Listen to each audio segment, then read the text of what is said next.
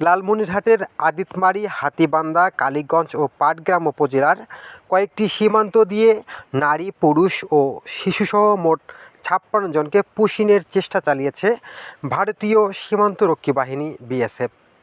রাত থেকে দিনভর বিজিবির কঠোর নজরদারি আর স্থানীয়দের প্রতিরোধে ভারতের সেই অপচেষ্টা বন্ধ হয়েছে। শেষ পর্যন্ত লাইট বন্ধ করে ওই নাগরিকদের শূন্য রেখা থেকে সরিয়ে নিয়েছে বিএসএফ।